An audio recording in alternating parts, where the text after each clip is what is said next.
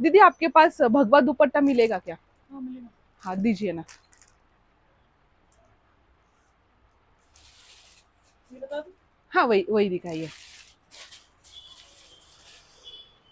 मुझे लगा शायद मुकुंद नगर में भगवा दुपट्टा नहीं मिल सकता है। क्यों नहीं अच्छा मिलेगा? हम लोग इंडियन नहीं है क्या? नहीं इतना चल रहा है दीदी, तो मुझे लगा कि नहीं, भगवा रखते हैं या नहीं रखते हैं ऐसा क्या। कुछ नहीं, हम इंडियन है वो। ये ऐसा सब दिल में लाओ मत। एक के साथ हुआ तो ऐसा थोड़ी है कि हम लोग सब ऐसे। ये सब मिसअंडरस्टैंडिंग है, तो क्योंकि भगवा लगाने वाला वो पहला इंसान तो नहीं था ना जो चला गया। बराबर है उनकी दीदी। आपस की दुश्मनी है। हमने क्या इतने हमारे यहाँ पे इतने हिंदू मेडिकल है, शॉप है, हमारे रिलेशन बहुत अच्छे कई सालों से है। और आप भी तो आए ना टीका लगा के।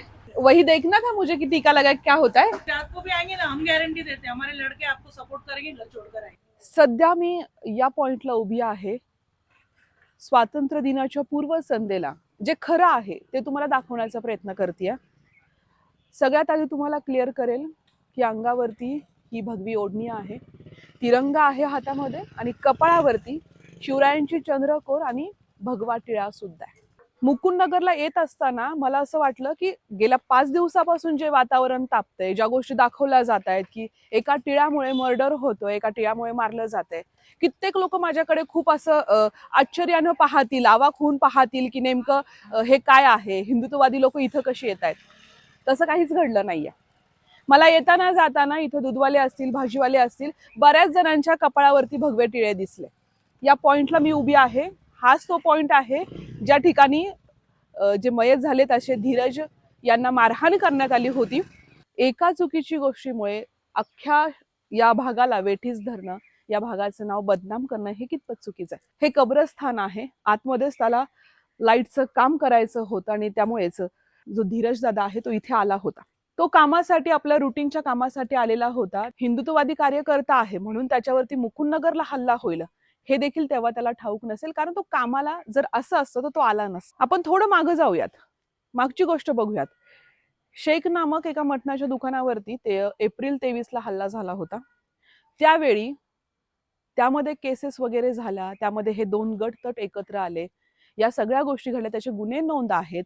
यामध्ये धीरज परदेशीही होते, ओंकार घोलप त्यांचीही तो ग्रुप होता आणि हे सगळं कुठेतरी राग होता, हा पूर्वीचा राग होता जो आता उफळून आलाय।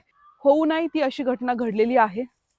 मारहाणीचं किंवा ह्या चुकीच्या गोष्टीचं समर्थन कधीही होऊ शकत नाही। जे आरोपी आहेत त्यांना या ठिकाणी शिक्षा झालीच पाहिजे।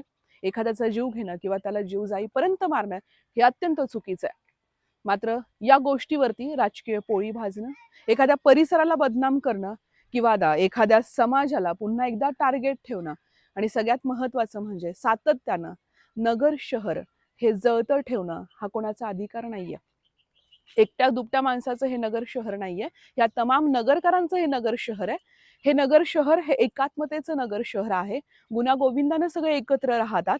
खऱ्या अर्थानं सध्याच्या काळामध्ये नवीन नवीन हिंदुत्वाची झालर पकडणाऱ्या लोकांनी या ठिकाणी हा जो तेढ निर्माण केलाय ते विसरले असतील की इथला मुसलमान हा देखील जिहादी नाहीये, तो हा सेक्युलर आहे।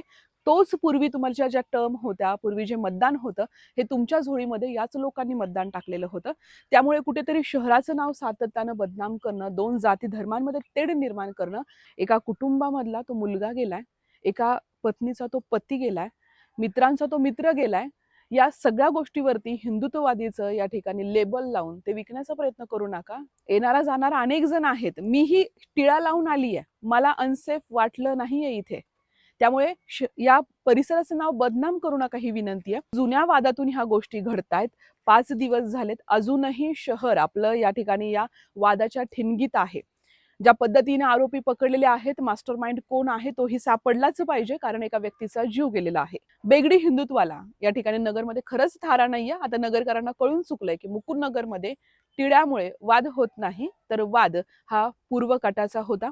कुणीतरी राजकीय मंडळी पुढे येऊन त्याचं भांडवल करतायत, हे अत्यंत चुकीचं आहे। लोक सुज्ञ आहेत, लोकांना सगळ्यांना माहिती आहे की हा देश असेल, हे शहर असेल, हे एकात्मतेचं प्रतीक आहे। अत्यंत माफक अशी विनंती आहे, धीरज दादांच्या जाण्याचं या ठिकाणी कृपया भांडवल करू नका। मात्र सध्या ज्या गोष्टी घडतायत शहरामध्ये त्या अत्यंत चुकीच्या आहेत आणि या सगळ्या गोष्टीवरनं एकच गोष्ट वाटते की या शहराला खऱ्या अर्थानं आदरणीय काकांची आणि हिंदू हृदय सम्राट अनिल भैयांची नितांत गरज आहे. कारण ही दोन माणसं जशी गेली आहे तसं हे नगर शहर अशांत झालंय. हे नगर शहर सातत्यानं धर्माच्या, जातीच्या या कुठल्या ना कुठल्या गोष्टींमध्ये अडकलं जात आहे. तरुण पिढी त्यामध्ये अडकली जातीये. जी बालमनं आहेत त्यांच्यावरती जातीचं हे जे काही नवीन पेरणं आहे ते पेरलं जात आहे आणि एकात्मता कुठेतरी संपुष्टात येते.